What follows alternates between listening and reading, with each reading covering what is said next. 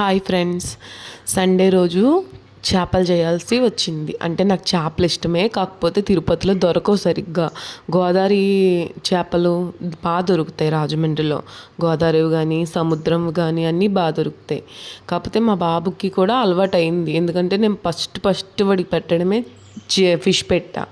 So కొంచెం అదే pan పెట్టుకొని కొంచెం ఎక్కువే ఆయిల్ వేసుకోవాలి, ఎందుకంటే నేను చేపలు వేపుకుంటాను. అంతలోపల ఉల్లిపాయ ముక్కలు, పచ్చిమిరపకాయలు, కరివేపాకు, చింతపండు రసం, టమాటా గుజ్జు మిక్సీ చేసి పెట్టుకోవాలి.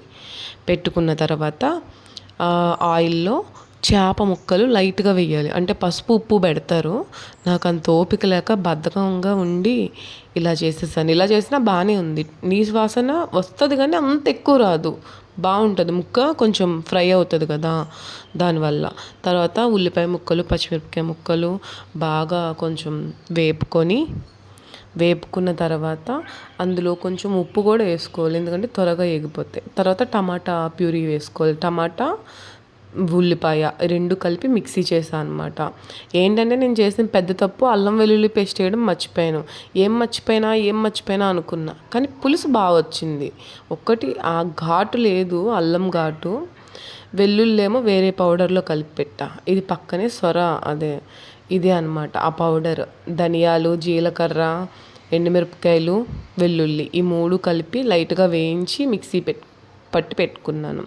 ఇంకా చింతపండు రసం ఎలా చేసుకోవాలో అందరికీ తెలిసిందే కదా, ముందు వేసేసాను. ఒక చేతితోనే వీడియో తీయడం వల్ల మీకు సరిగ్గా చూపించలేకపోతున్నాను. ఇలా మొత్తానికి పులుసు రెడీ అయింది. ఈ పులుసు ఏంటంటే మనం ముందుగా ముక్కలు వేపేసాం కాబట్టి, ఇప్పుడే వేసేసామంటే బాగా ముక్కలు త్వరగా చిదురైపోతాయి. అందుకని చెప్పి లాస్ట్లో ఇంకా దించే ఒక 5 to 10 minutes ముందు వేసాను. కొత్తిమీర వేసుకుంటే చాలా బాగుంటుంది. కానీ ఈసారి నా పులుసు బాగా వచ్చింది, టేస్టీగా. అంతే ఫ్రెండ్స్, ట్రై చేయండి. చివరిలో కొంచెం బెల్లం కూడా వేసుకోవాలి. ట్రై చేయండి ఫ్రెండ్స్.